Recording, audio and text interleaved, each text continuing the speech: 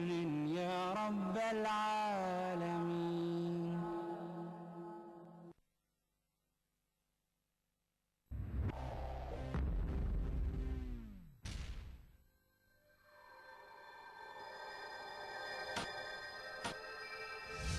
Iqra TV, connecting you to the source. أعوذ بالله من الشيطان الرجيم بسم الله الرحمن الرحيم. Assalamu alaikum wa rahmatullahi wa barakatuhu. It's Friday, it's 9 o'clock, and it only means one thing. And that is, you know what it is. I mean business. Sorry I haven't been around, viewers. My good friend Sami Higab has been looking after things for you while I've been away doing some other work in Haiti, as you know, the earthquake there, and doing a lot of other charitable work. And thank you very much to my co-host Sami, who's been looking after. But today I'm back, and we have a great guest for you and a great evening. And the subject today, believe it or not, is taxation. Yes, I'm sorry to say we have to all pay our dues and tax.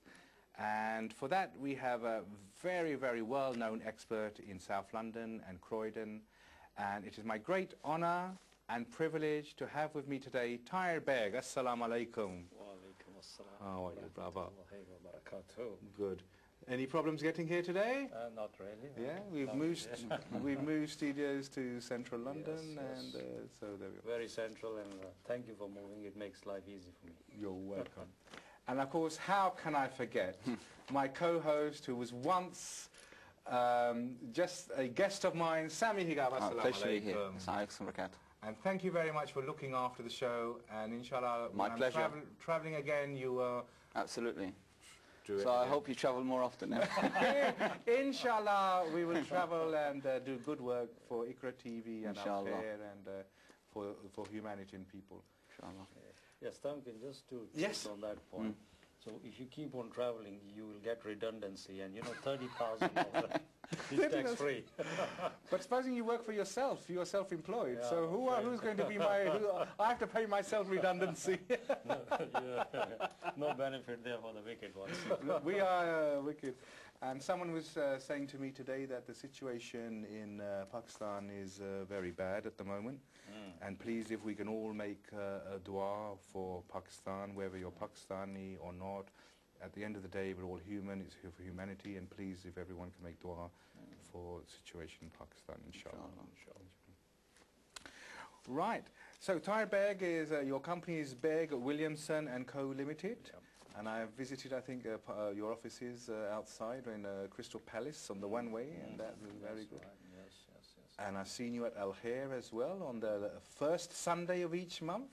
That's right. Yes. And you also do a lot of charity work yourself, and Reed Foundation and charity. Yes, Reed Foundation, which, alhamdulillah, you mentioned Pakistan, is involved in education in Pakistan, and we're going there beginning of April, and I hope some people will be able to join us. I hope you'll be able to join me. Inshallah. Well, the prayers are with Sami to push me so that, inshallah, pray that I go to Pakistan. I'll get all the viewers to pray. That I can do a live prayer. Do a live prayer, why not? So, right, let's get back to taxation. Now, it's a boring subject, but we are going to make it fun. Yes, definitely. About it. Now, the very first question that I have is, why do we have to pay tax? Yes, Tamkin, I know it's not very popular, and nobody likes to pay. But really, when you're living here in the United Kingdom, you see all the facilities that are available to you, whether it is NHS, if you get unemployed, there's the social security services, the tax benefits, which are available through the various, the education which is available to all our children, whether it's the police force and so on. Well, who's going to pay for that? Somebody has to pay for that. And that somebody who has to pay for it is people like you, me, and us. But legally, the government tells us that you can plan your taxes in such a way that you pay the minimum tax. So this is called tax planning. And that's really what we are going to talk about this evening. How to pay the tax, but pay the minimum tax legally. Not tax evasion. Tax evasion, of course, We're not going to talk about it. No, we don't know. We have to pay our dues. We have to pay our dues. And of course it becomes our Islamic duties as well. Yes. You know, we live in this country, we make our living here, we make our profits here, and some of that we have to plow back into the society. Absolutely. So the tax planning you're going to talk about is for individuals and small businesses. That's right, yes. Good. Let's start with individuals. How much can an individual earn before having to pay tax? And it's done automatically anyway, but what are they allowed? Well, first of all, we are currently in the tax year 2009-2010. Right. And the tax year starts on the 6th of April, ends the following 5th of April. So we are really... We're at the beginning. Well, no, the end. The end of this current tax year. That's right. So 2009-2010. Now, don't ask me why we started on the 6th of April. I actually failed my history exam, so I don't know. There must be a reason for the 6th. There must be a reason. They didn't want it the 1st of April because it's April's Fool's Day. Yes. So maybe they thought maybe the 6th is a few days afterwards. Yes, probably. But I think there's a historical reason to it. So if anyone knows the historical reason of why we start on the 6th of April, do phone in and enlighten us all. Yes. Because it's an educational program as well. Why not? Why not? We should be open to that. I mean, nobody can say, I can't sit here and say, I know everything about taxation. Because there is so much and there's a continuous change. And on that subject, can we bring the Bible out to show everyone? Oh, you brought the Bible? What's this? Is that King James or the Roman Catholic version? Okay. And it gets changed every year. So it's FL Memo, Tax 2009-2010, everyone. That's not the Bible. That's the UK Tax Bible. Oh my goodness. There is a chapter, verse, and then everything is numbered. Oh my goodness. And it goes back, thousands of pages. So you know everything in there. I shall speak the truth. Yes. So that is a very, very heavy book, I can assure you. But you know, the reason why we've got this book, and it keeps on changing every year when we have the budget, and in fact the budget this year is going to be on the 24th of March. Right. The idea is to keep us accountants employed.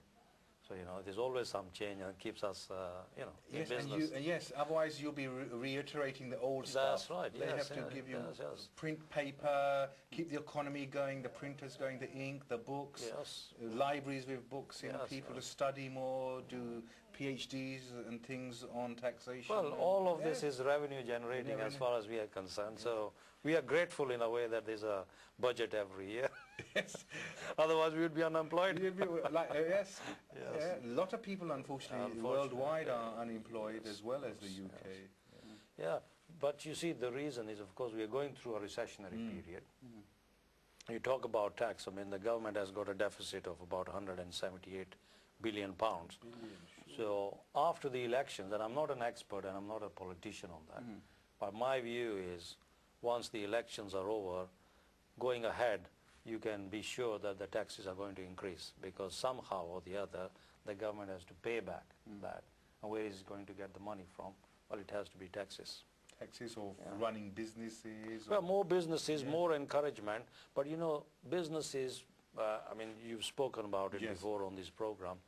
All these things take time to establish, right? Before the government starts to see the profit. But we should all try and either run businesses because it's good for business. You become self-employed as well. That means you're not dependent on others. And it's a barakat in itself because hopefully once your businesses expand, not only will you be paying profits, but you'll also be employing people. So, it's better to be an employer than to be employed. And that itself is a barakat. Absolutely. And there are then two types of people as well that I've noticed. There are what I call 9-to-5 people who have a job. And job stands for just over broke. So I call them 9-to-5 job, just over broke. But they want a 9-to-5. They don't want to go in the evenings and take paperwork home and weekends. And there are some people who are very enthusiastic, who want their own businesses, who don't mind working 16, 14, 16 hours a Yes, day. yes. And so you are rewarded as well. Job is not bad. But I'm No, just you get saying, all yeah, sorts we'll of get all people, sorts, isn't it? yeah. Not everybody can be a businessman. That's right. And not everybody sort of wants to be employed by somebody. Some people like to have that independence.